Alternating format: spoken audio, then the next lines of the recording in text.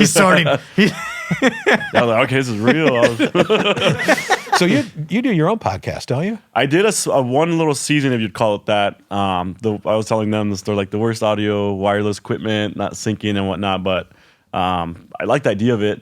Want to be deep industry underbelly type stuff, and I talked to other operators about not just the pictures they see on Instagram, but like what's going on in their kitchens from the business side. So you consider your competitors more working together with you? Oh yeah, we definitely see them competing. as partners. Yeah, sure, partner. Yep, 100%. Yeah. Well, this could be your first podcast to the new podcast. Yeah, maybe we could leap right into that. Like, I'll look at all the brands that you're using here. I got a guy. Yeah, there we go. Pete's in there. You know some things. Cool. Well, so Johnny, welcome to the podcast Between Three Rivers. Awesome. We always start our podcast with a little topic, and now we're starting to bring our guests into the topic. Mm-hmm. So before I introduce you fully, let's dive into the topic. And I think I was thinking about it before this. Was like just the health industry and everything right now with the way things are going and everything. People are red dye 40s being banned, and processed foods are like getting the seed oils and seed stuff oils. like that, yeah. You know it all, right? Mm-hmm. So I read a lot on that too, and I kind of just want to pick your brain on it because you guys, I know you're using all the whole foods and all the good stuff. So I was like, it's kind of great that you have these restaurants that are doing that aren't going to, the store and buying the chip bag. You're making it. Mm-hmm. You know what I mean? I think that's really interesting and everything. So I don't know. I just wanted to pick your guys' brains on it and see what you guys think of this new health conscious world we're in now. Yeah, I mean, you want to go first? Dan's like, I don't know. I don't know anything about it. Okay, that's why you're here. Well, I mean, I've seen a lot about it, and obviously I follow it because, when guests come in, they have preferences, dietary restrictions. So ever since I was a server, when gluten-free started becoming what people call the trend, and then it actually became like an almost epidemic, it seemed like. Right. So I've seen every facet of it. It seems like, especially in the industry. But I feel like from a personal family level, like there is some things to probably stay away from, eat more whole foods. But I don't really feel like very passionate about looking at the dye or whatever it is. Yeah, the whole ingredient chart. Mm-hmm. Yeah. We definitely cook the restaurant mainly whole foods. There's hardly anything that's being processed. But even the word processed, like we put food through the process, we put it in the food processor, but we don't add additional chemicals, right? To modify it to that degree. Yeah. But one thing I'm weirded out by is some of the meat substitutes that are, hey, this is not meat, but it has 100 ingredients. Oh, man. That for me, I'm like, why would you like even the eat Beyond that? Meats and Yeah, stuff? yeah, that's the kind of stuff that does kind of like, ugh. Oh, man, I read about that. So you're a little bit leery of those types of products? Yeah, because I think about like how much work goes into it to not be what it is with ingredients that are, that doesn't make sense. You're Damn. avoiding meat, but you wind up with all kinds of chemicals instead. Dan, they're like calling it like lab meat. Like they're literally making it in a lab. It's really kind of gross. It's pretty scary. Yeah. Speaking of that, I was just happened to be reading an article today about the worst soft drinks that you can drink. And the number one drink was Mountain Dew. And they talked about the dyes that go into that to make it the color it is, and how these dyes in pretty much every other country except the United States, they're banned. You can't use those products in these other places. Right. But it talked about Coke, Pepsi, Diet Coke, Diet Pepsi, Mountain Dew, Dr. Pepper. I mean, just right down the list of all these drinks that just you go into a grocery store and there are these huge displays of these things. Yeah. Obviously, they are popular and they sell well and probably make the stores a lot of money. But people don't have any idea what they're putting in their bodies when they drink this. And I'm guilty of it as much as anybody. I'll drink a Diet Pepsi and it's amazing though. And I think that like for me, it's so important to me because we talked about, we have kids and stuff right now growing up and you're like, what are they going to put in their bodies? How can I help facilitate them from a young age to start eating a little bit healthier? So you have to set the example. Right. And hope that they follow it. Yeah. And like when they go to school and somebody's eating a bag of Doritos and they're like, well, I don't really want to eat that. You know, they're not like feeling the peer pressure. Yeah, and then they got their little thing of peas that you sent with them. Yeah, And I don't know about they that. get bullied for eating peas. Yeah, right. Yeah, I know. I think about that too. So One thing in Mexico, like they have Doritos, right? But theirs is all natural, and they don't have like changes the color, and the flavor is actually very different. George's International carries that type of Dorito, I believe, and it tastes different, it looks different. And when we went to Mexico, my kids ate it, and I'm like, this looks different. I tasted it, I'm like, it actually tastes better. Tastes better. But it what comes to mind with chips and stuff like that is MSG, right? And a lot of people have this political side of MSG, but I don't think MSG is bad. I think it's naturally derived, but it has a political, I'd say, I don't know, it has a politicalness to it when food can get political of how it's used and what it's in. But I don't know, if you look into it, it could even be almost racist to be anti-MSG because it's, using a lot of Oriental Asian restaurants. Interesting. And that's what one of the things that stands out is MSG. And I think there's a lot of faulty research and misconceptions about something like MSG. But in the restaurants, we use sodium bicarbonate. Oh, you mean use baking soda? Right. You know what I mean? I'm like, what words are we using to make them sound scary? I think there's also some of that feel behind things. yeah, wow, Yeah, that's super interesting. So I don't know if we talked about it, but Yeah. like your restaurants, you have Mercado, and I'm sorry, tell us the others. So we started with the food truck Mercadito. We opened Mercado. We took over the pizza place next door, so we made up Poppy's Pizza. Yeah. Today we just opened Spoke and Ivy over on Main Street. It's kind of new American. Today. Mm-hmm. And you have time to be here. Just this afternoon, I was actually having to go to Sam's Club anyway, so I was like, you know what? My schedule lines perfectly up here. So Yeah, we appreciate you being here. I saw that you opened. I was like, man, I texted you this morning. I was like, hey, you still coming? we got a good crew out there right now. They're taking care of things, but we're actually opening here in a few weeks. Also, Ducky's at the Pearl, and that'll be a duck pin bowling concept, sort of sports bar fare. Well, congratulations on your success. That's really exciting. Well, we'll see if there's success. We're just starting, and then we'll go from there. When did you start the food truck? The food truck was 2019. 19. And you don't have that anymore? We still have it. We don't go around and just park randomly, see what happens. We do a lot of catering, weddings. Yeah. So we just go to more committed things.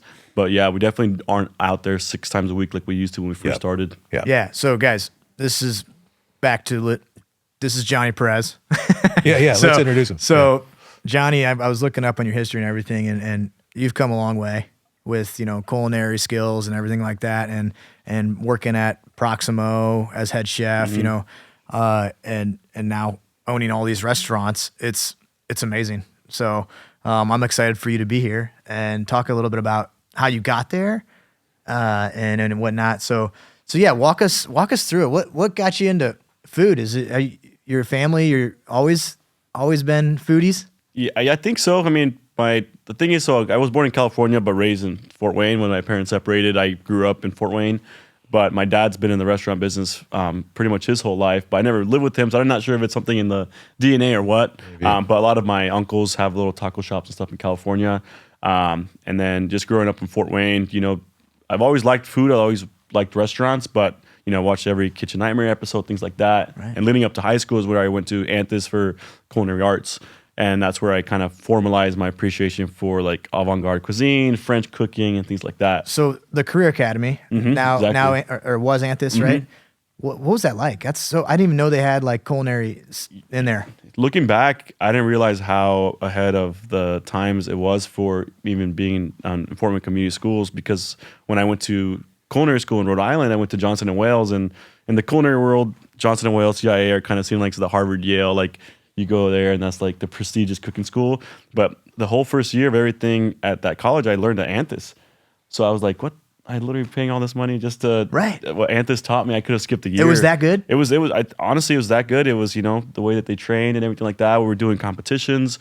So I didn't realize how good it was back then, but reflecting on it now, I'm like, wow, that was a very fortunate But you had nothing to experience. compare it to, right? Yeah. So that's all you knew. Mm-hmm. Yeah. That's amazing. At what age did you figure out you were interested in the food world? I don't know. My mom tells stories. I'm not sure if she's making them up now, like, taking the pans out and stuff like that. But someone asked me this earlier. I don't know if there's like one moment where it kind of switched. I just think it's always been something I've messed around with food, different flavors. If it's Mother's Day, make my mom some random stuff out of the fridge. But it didn't become more formalized until high school, where I knew I wanted to go to culinary school and be a chef, basically. Would you say one of your strengths are being creative? Yeah, creating. I think I started drawing a lot when I was, younger, and I think that creative side and how to think. I love marketing, branding, things like that. Right. So I feel like I have an eye for that area. Yeah, that's cool. So from Anthus Career Academy, you went to where for culinary school? So it was Johnson and Wales in Providence, Rhode Island. Okay, cool. So you moved away, and then did you move right back? So I went there, got my associates, then came back to IPFW to get my bachelor's in hospitality management. My now wife, we met in high school actually, and she was still back in Fort Wayne, and I'm like, I don't know if I want to spend another 2 years in Rhode Island, so I moved back, and that's where I pretty much started going to school to IPFW, and I started working at Biaggi's at the time. At Biaggi's? Okay, nice. Yeah, Biaggi's, and then? So then Biaggi's, and that's where James Kahn from Baker Street Group, I guess he had worked there before, and people always kept saying, "Yeah, you remind me of a guy that used to work here." It's like, his name's James. I'm like, okay, cool. And you know what? That's where I met James when he was like assistant manager. At Biaggi's. So he comes in for dinner one day randomly. He's like, "Hey, I heard a lot about you," and that was it. And got to a point where I was about 3 years, almost 2 years into Biaggi's, and I'm like finishing up my degree. I'm like, let me go work for James. He seems like a local operator. Let's go learn from him. And I went in as a server at Baker Street actually at that time. Nice. And I got to work with James, and right after we built a relationship there, that's when Hopping Om was kind of on the back burner, and that was 2015. But basically, we're at now, and I signed on to be a front of house manager there, and just started with James in that industry. So before like becoming a chef, you're more like, waiting tables and being manager and stuff like that before you hit the kitchen. The funny part is that. The day that was coming back from Rhode Island, I was supposed to accept the sous chef job, and the job that the day I was supposed to start, I had my chef jacket on. I get a call, hey, they decided to close the restaurant. Oh, literally. So I'm like, I gotta find a job right now, and I just went to Biaggi's, and I'm like, you know what, serving makes a quick money.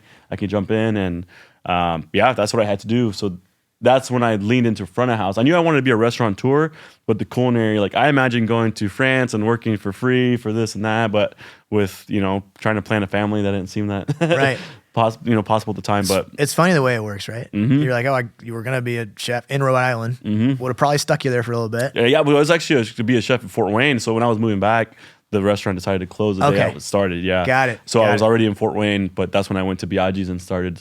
I was a greeter, food runner, and then I turned 21 while working there. So that's when I first started bartending. Wow. So tell us about like what it's like in the chef world, as in, staffing, and because you've kind of worked through it all. Yeah, I mean, it's changed a lot. I used to look forward to like having a chef throw pans at you, yell at you. You know what I mean? Kind of what you saw online, right? Yeah, Gordon Ramsay, and we would shift to like the owner mindset. Like, why was I looking forward to that? Because if I did that to someone right now, we would never be able to keep staff or anything like that. So in the culinary field and hospitality, I'd say there's been a big shift in like work-life balance. Like, I thought it'd be, quote of like an awesome honor to work 80 hours a week. If I wasn't working 80 hours a week, I wasn't anybody. And, that's kind of like how culinary people think, to this day even. And it's like, I think we're trying to shift is like, hey, I want you to work hard, but up to a point, because otherwise, you're not creating new outcomes for anybody. You just have a strong output. Right. And a lot of people think that's where their value comes from. And that's what the culinary world's been like from a work-life balance standpoint. But from a food standpoint, I feel like we got away from the molecular gastronomy a few years ago. They were trying to make things that would look like an olive, but wasn't an olive. And they were using actually a lot of chemicals, actually, when it can bring us back to the point that we were. And I'm like, they're modifying food with these, again, natural additives to make it not the food that you think you're eating. Right. Again, it's fun, experimental, but the kitchens in Spain actually started that, and slowly that kind of took place of what people thought French is number one cuisine. Then it was Spanish, but now I think, especially leading up to COVID, Latin America has a lot of focus, Mexico, and think about how many Netflix shows there are about these other countries in the Central America, South America. Right. But that's kind of where I feel like the culinary scene, the work, and then what people are eating is kind of where it's at right now. Yeah, it's so funny you mentioned that, because I was thinking going into this is like, I think of the show Bear, and I think of the movie Chef. Yep. And they're all like very intense, like someone's yelling at you constantly. But also it was cool, the Chef movie with Scarlett Johansson and John Favreau. Yeah, oh yeah. Mm-hmm. He started in a food truck. That whole movie, and it's a true story. Started in a food truck, and now the guy is like owns a bunch of restaurants which is really, really neat to your story too. Because So that's where you learned it from a movie. right. From a movie, yeah, I just follow exact every scene. So the Mercadito, did I say that right? Yep. Okay. So that one was 2019. You started that, and you were just selling, 6-7 menu items. Yeah, so right after, so I opened Proximo, and that's where I got the itch of like, and I like this, but I feel like I think the entrepreneur side starts to kick in. So I, decided to start the food truck, and we want to do Cali Mex. Cali Mex is technically its own sub cuisine of Mexican food, right? It's more West Coast. I'm Mexican American, and there's a word for that, like Chicano, and like you have the roots there, right? You have the ingredients, but then you have your interpretation of what it is today, right? And that's what kind of Cali Mex is. Nice. Cuisine, right? It's familiar, but also is a different take on the personality. So the food truck, we want to capture that. So that's why we had a burger on the menu. Pachola burger is like a double smash patty, really reminding me of like In-N-Out and stuff like that at the time. Good. So good. Then just simple tacos. We've done like everything on that truck. We did brunches, we did kimchi fried rice balls. Like we wanted to be a taco truck, but we didn't want it to just be a taco truck, if you would. We had a lot of fun with it. Well, yeah. Go ahead. Well, I was just gonna say he had a cool story in the beginning before we were starting this. He was saying how like during COVID they were starting to open his first restaurant, and he parked his food truck in front of it before because it wasn't open yet, right? Yep. And so he could sell during COVID out of the food truck. Yeah. Well, I was going to ask you about that. So you opened the restaurant in 19.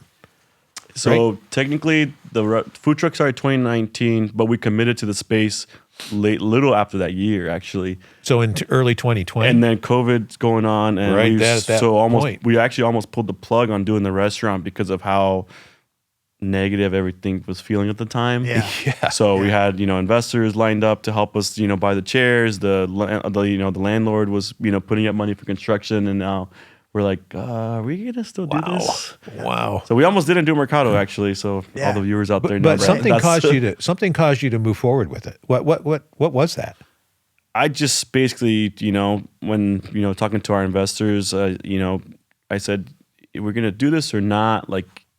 And the only way to go is straight right now. This is the worst it's ever going to be again. Yeah, I feel the restaurant scene, what it did to everyone. But after that, I just think that kind of conviction and just said, I'm going to put this on my back and make it work. I'll pay myself as little as possible, not anything to keep it going. And so restrictions got tighter like right when we opened, right from February 2021, I believe. That's when the mask mandate enforced came, and you couldn't have any bar rail seats at the time. So we opened the restaurant opening a restaurant's hard.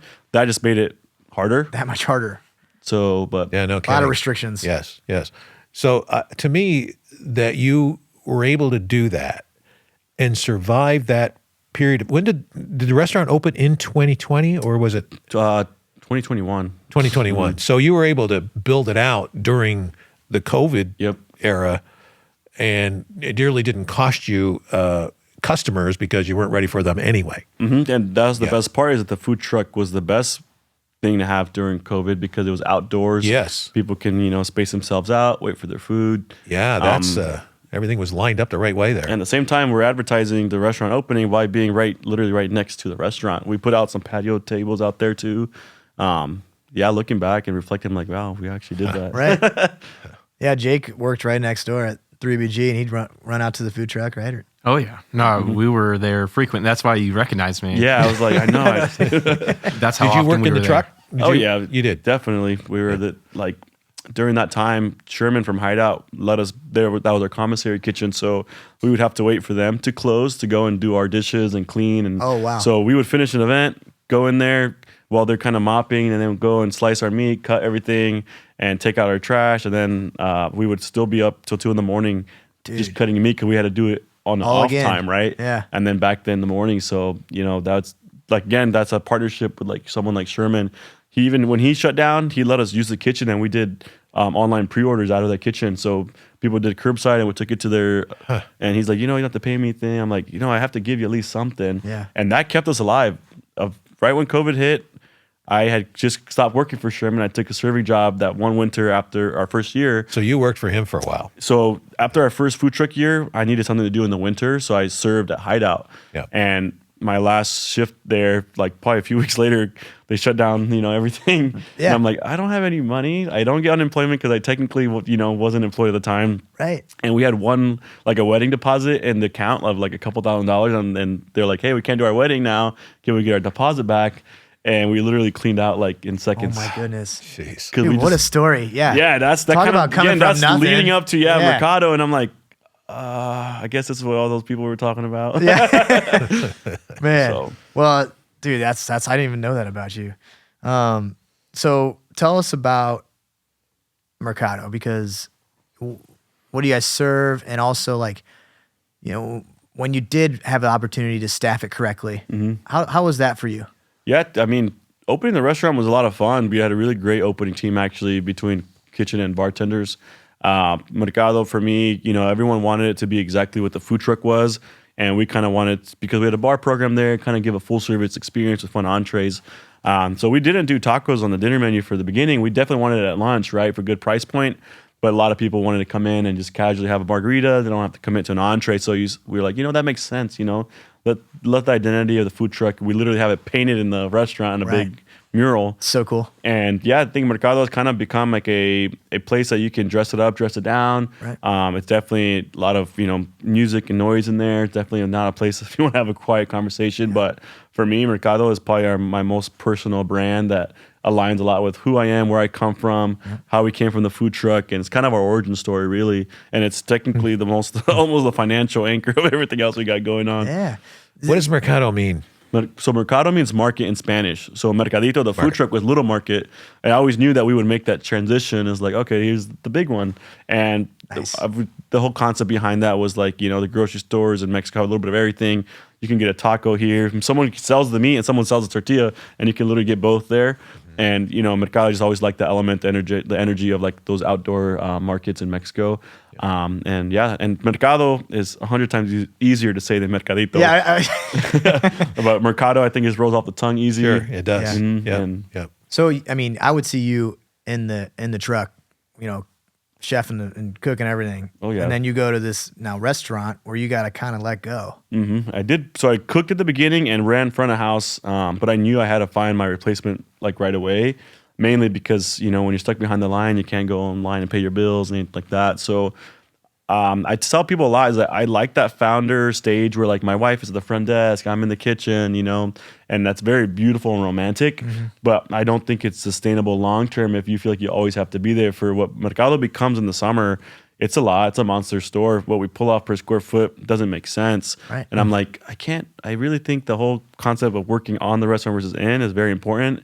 And I think since I did it so soon is why we're seeing this growth now, because we were able to invest in other people and train them to kind of to capture that energy. Were you able to train someone, or did you find someone? We trained someone, like actually the person that became the GM was actually my sister. So she was working at a bank full time, and she just helped. Hey, I'll help greet a few hours here and there. And I'm like, I remember doing like a pre-shift in front of everybody. I'm like, Janine doesn't say it now, but she's going to work here full time eventually. And with her administrative background in the banking world, really That's aligned huge. with some of the needs that we needed. So over time, she's become the general manager. And I, had other people in the kitchen. So I still develop the menus and help participate in them. But I do think that a lot of our staff does come up with a lot of the creative now. And I can just taste and sign off on things that make sense. That's awesome.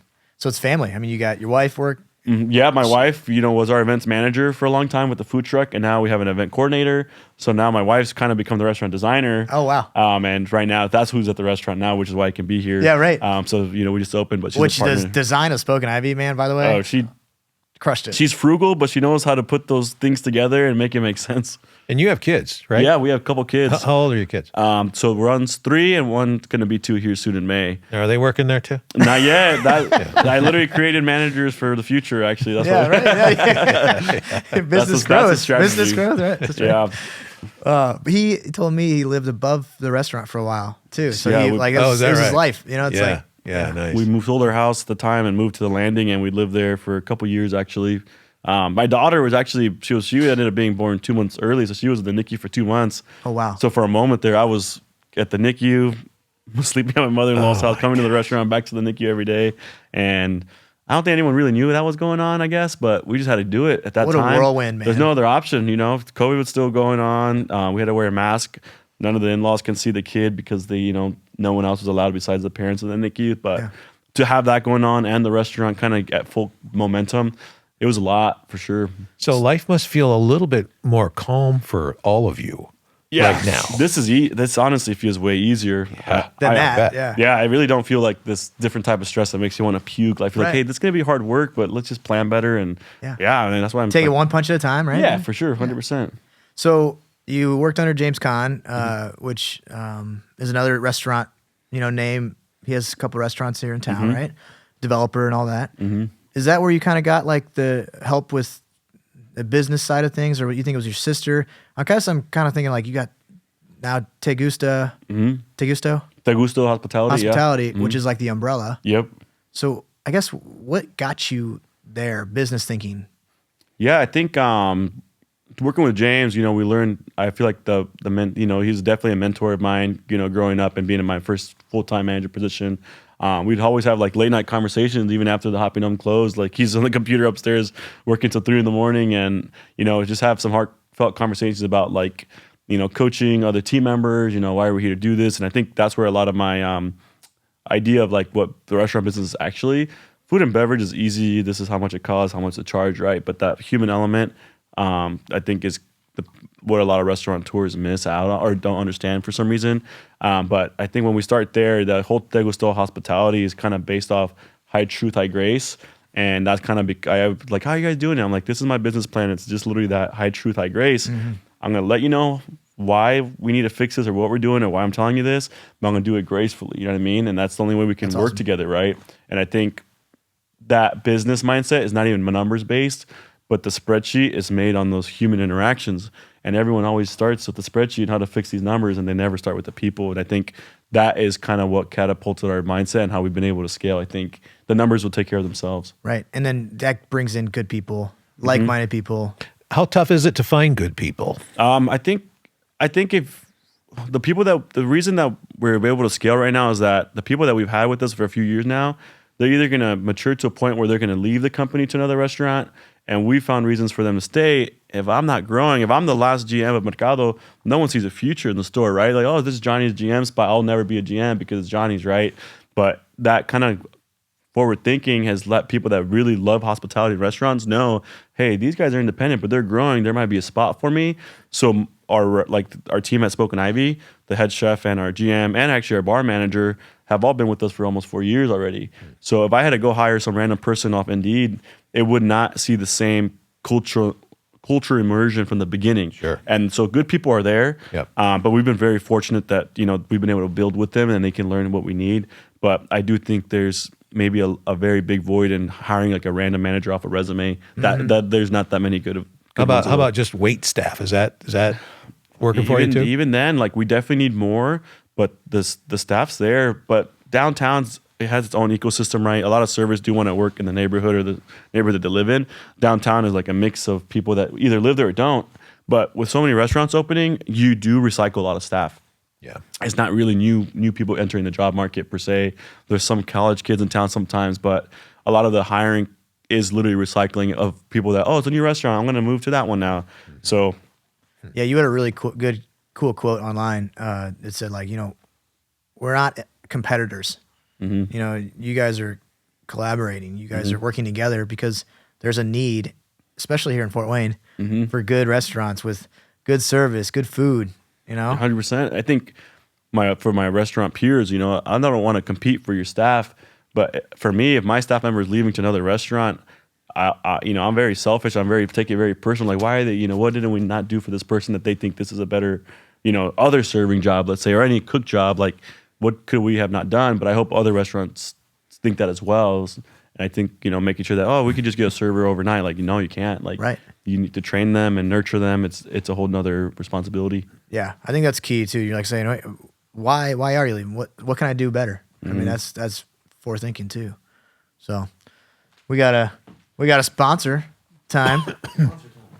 So you get your own. Oh, awesome. Sasquatch tea, man. So yep, locally made. And yeah. Yeah. Locally owned? I was talking about, Titman family, and Tom Titman started this one with his partner, and it's veteran founded. So they're making tea cool, Yeah. the branding and the Sasquatch, Now, what better place to serve that tea than in your restaurant? right. This is great. It's cool. I see it's 40 milligrams of caffeine in there. So. Yeah. You can get the caffeine one or the non, but your lifestyle, you need the caffeine, right? Yeah, I So- might need 3 of these little sachets inside. So, other sponsors we have are these chairs. So Fairfield Galleries. Yep. Don Valley. donated these, or awesome. let us use these chairs. Yep. And then my family business is manufacturing. So corporate holdings is 9 companies, plastics, metals, kind of like your business. Start with one and keep growing Tacos, it. burgers, steaks. Yeah, I love it. So that's our little And I forgot, we've been running ads too for the show. yes. In Business People. Business People awesome. Magazine. Yep. So we got those are our sponsors, and so one thing I also noticed is like everyone's kind of switching to smaller menus instead of you go to the Cheesecake Factory and you get that book. I don't know how they do that. I know, right? Tell us why that is. Yeah, I think smaller menus obviously gonna be more fresh. It's gonna go out faster. You don't need as big as a team. People bring up menu engineering all the time, and I think that there is some engineering behind it because when you look at your station, your prep station, a lot of people just put a cooler and a grill and don't even think about the ergonomics of the movement of the person. The food truck taught us a lot what we can do with square footage, literally. So that shrunk my mind. I'm like, you know what? I don't think we really need this shelf there, this cart there. And now our restaurants, for the most part, I think are highly ergonomic, and it aligns with the menu in its physical form. And then what the guest sees, they don't know how it's put away or whatever in the back. But for us, it's very thought out. But Yeah. the smaller menus do lend themselves to that. And I don't see why you would trust a menu that has 15 different proteins Right. to manage the shelf life of that. Like, it doesn't sound fun, and it doesn't sound like very easy to do. I actually like the restaurants when they come out and you're like, actually, we're out of that. Because they're like, that's fresh, it's good. Mm-hmm. I do like the restaurants too, like you guys have, is where like you can see the kitchen. Mm-hmm. It's not in some room back there where you're like, what's going on back there, Yeah, you get to see some maybe random tortilla on the ground sometimes, but I think that's the one thing we don't have anything to hide behind. Right. That's really cool. Hey, before you go there, Billy, Johnny, when I think of food trucks, I always wonder how difficult it is to keep those clean. Mm-hmm. Is that any more difficult than your restaurants, or is it? Our food pretty truck much the is same? like a pretty big box truck. There's a lot of space. It feels like a commercial kitchen in there, actually. Yeah. Some of the smaller trucks feel like a little harder to get around, but the Board of Health, and they make sure to treat you just like they do in your restaurant kitchen. So like, I know, like, especially growing up, in California, like, oh, that's just a, dirty food truck, roach coach, whatever it is. But the food trucks, you have to, you have to stay clean in there. I mean, you have your hand sink, you have your refrigeration, they temp you out and everything like that. So it still has to be a safe work environment from that capacity. But I do think that is something to consider with the food truck, because you feel like it's mobile, but you always have to go back to your commissary kitchen. Like I said, we would go to Hideout. We would go there, take out the trash, wash all the dishes, bring them back on. But it's definitely can be mismanaged though. Yeah, I'm sure. the wrong well, operator. I know a regular restaurant can be too. I mean, 100%. Yeah, So it's, yeah. but they definitely monitor those as well. yeah. Man, the food Board of Health and everything like that, I had worked with them like on a small scale, and they're on it. They Yeah. they've got a lot of people working for them too. I feel like But a lot of restaurants fear the Board of Health. I'm like, why? Like, if we get knocked for a couple things, like, just fix them. Yeah. As long as you're not. But I feel, again, the Board of Health are partners. So like Michelle from Board of Health, she does all the new restaurants to make sure everything's good to go. She came in in the window of 15 minutes to make sure that we could get our final for Spoke and Ivy, and just to make sure that we can get our food delivery to make sure we're legal, right? And that little small, help from the city, just make sure that we can do business. And the Board of Health, again, is like a partner in that. yeah. So let's lean on that, because you said in your last video, you're like that. This part is the scariest, like trying to get up and started with different restrictions and things like that. How long did this most recent restaurant, Spoke and Ivy, take to develop and from start to finish? Yeah, so we just committed to the space 2 years ago. We just said, hey, we'll sign a letter of intent. We weren't in a rush to open. honestly, we just knew that what they were doing with the building. 8 apartments above us. We'll take the front half of the first floor, and that was it. So we started doing some, drafts of menus, stuff like that. But, almost a year in, I was like, you know what? I think we should probably start doing something. Where's the, let's get the construction going and whatnot. But we started doing pop-ups for Spoken Ivy last spring. Nice. And thinking that we were going to open late summer. But older building has different things to, especially mixed use building, I should say, and an old building. That building is 120 years old. Oh, wow. So in that time frame, before we could actually get started, it was probably mid to late summer of last year. And then we didn't open until just February 2025. So when we thought we were going to open, it kept being another month. So we were bleeding like for 3 months on payroll. We hired our salary manager, stuff like that. And we needed the cash flow to keep the juice going, and it happened at the right time in the winter downtown. Usually people don't try to drive downtown when the winter, it seems like, but with a new restaurant, people find a way to get there. Yep. So I'm really hoping that that we get the support to keep us going. Yeah. So forgive me, maybe you've already said this, but what's the location? So it's 1402 West Main Street. It's right next to Redwood Inn, which has been a staple on Main Street for a long time. So if you're heading southwest from Main Street, you'll hit like Pedal City, then us, then Redwood, and then you got Paula's there as well. Yep. But that area, I think, is going to be developed here pretty soon with some other operators. Yeah, nice. Yeah, that's a really cool spot you got. And so, I mean, I don't want to dig into that too much, but like the process of starting a restaurant, it's probably extremely hard, right? I mean, you're developing, the food and everything like that, but like you're also working on design and all these different things. Can you speak to that at all? Yeah, design from like the restaurant side is like the one thing that I've always, my wife again helped out. I like the layout of the bar and the kitchen, stuff like that. But the design, I think the design of the amount of tables you have for the amount of people, that side of the design is also a consideration, because you don't want to have a team of 20 just to open one night, right? But I think that's another aspect of design you have to consider is going to be the people placement, and just when I design the restaurants, I think about your sales per square foot of what you can generate, and I think that's where the design aspect comes from too. Menu, price point, average, stuff like that. But from physical design, I think that's easy. Honestly, at this point in time, it just feels fun. Yeah, man. So what's next? I mean, you're just gonna hone in on Spoken Ivy, hone in on Poppy's Pizza, and so we got Ducky's. Yep. So Ducky's came out of nowhere. We had been shopping this concept around for a little bit. We would, we need duck pin bowling, everyone wants this third space. It sounds like downtown that it's not just food and drink, right? So let's do food, drink, and an activity.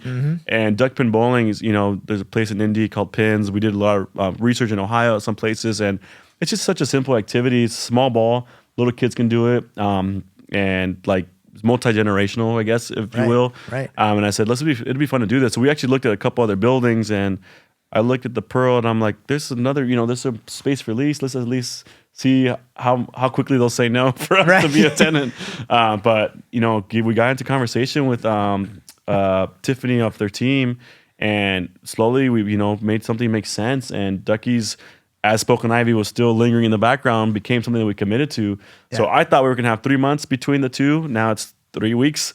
But Ducky's is literally going to open here in the next couple of weeks. So. It was interesting. We had Chuck Surratt on, who this Ducky's is going to be in the Pearl.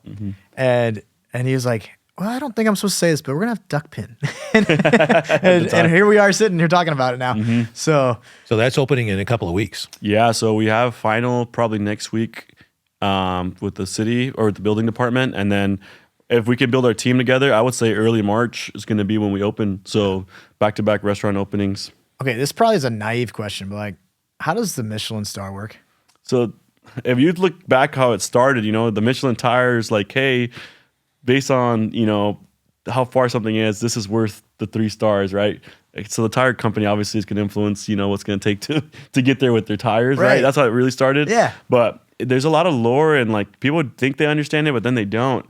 So Michelin stars are obviously really hard to get. You go to the bathroom of these Michelin star restaurants, and they fold, the toilet paper into a triangle on one thing. And if you go out the restroom, someone has to be there. I've heard a lot of crazy lore about the Michelin stars, but it's definitely an honor and there's a prestige, but they're only in the bigger markets, right? Like Chicago, New York. But I don't think I'd ever want to go through trying to make a Michelin star restaurant in a sense, but I mean, if you did it, it's definitely cool. Keeping it is harder though. Oh yeah, yeah. Because I mean, I travel like overseas and stuff. And you see, like, you go to these tourist place, and they're like, there's like 20 or 30 of them. You know, Yep. it's like crazy. So, well, maybe you never know, right? Yeah, you never know. But If that happens, I don't know who I am right. anymore. You can start your own and call it a good year. Yeah, there you go. Good year nice. stars. Nice. Yeah. Good. So yeah, now you got all these things going. Are you gonna keep going? Are you gonna keep? You just kind of just see what happens. I think we definitely have to plant some strong roots here. I think I've been a manager, owner of one restaurant, 2, 3, 4. Everyone that opens is new, and then your managers are in your care and have their needs as well, and just making sure it's sustainable for their sense of what they're being compensated for in their time. Because opening a restaurant is hard if you've never done it, because you have to be there 13 hours minimum. It feels like right now, but I really hope that we settle in, and if that happens quickly, even better. But I don't like the idea of another restaurant, but I do feel like if we were to do something else, it'd have to be up north, like DuPont area. I feel like there's a lot more room for restaurants. Yes, up I'm down there. for that. Yeah, I'm up north. everyone keeps telling me, when are you guys gonna come? Above Coliseum, and I'm like, well, find me the right location, the right partner, and let's do it. So Yeah, that's great, man. I appreciate you coming in, and I appreciate your story, man. It's so awesome, inspiring. I mean, Well, it's extremely entrepreneurial. Yes. And it takes a lot of guts to do what you're doing. So thank you. And I would shout out my wife, because without her, we wouldn't have started the food truck. She's actually the risk taker. I was always reserved, calculated guy, like maybe not, but if it wasn't for her saying, you know what, just do it, I'll work, whatever we have to do, just start the food truck. And if it wasn't for her, she really created the momentum from the beginning. Yeah. And now I just So feel we like, need her on it. I think you got the wrong person on the mic, but after that, I just got better. I got more comfortable with risk, I guess. Right. You know what I mean? Yep. Let's just borrow more money to do it the right way. Let's do it to this degree. Yeah. And I think that's kind of where we're at right now. We're vulnerable for how big we are as well. You know what I mean? But How many employees do you have at this point? I think we're gonna probably have, between the ones that are currently open right now, we probably have right around pushing almost 100 between part-time, full-time, right? Servers, bussers. But with Ducky's, I think each store will have a minimum of 40, and Poppy's only needs like 5 people to run. So yeah. 150 people. Yeah. Well, and That's a big payroll. your story and everything like that. You probably got more comfortable because you had a lot of hard things happen, and then you get some of the harder things get easier every time. So I like that when you said that. So, no, man, best of luck, and we won't keep you longer because I know you got Spoken Ivy. Yeah, it's open. Dinner tonight, Valentine's Day weekend. Yeah, so. yeah. Yeah. So yeah, thank you for coming in. Oh Appreciate yeah, it. thanks for Appreciate having your me. time. Appreciate Thanks, it. Matthew. Thanks. Okay.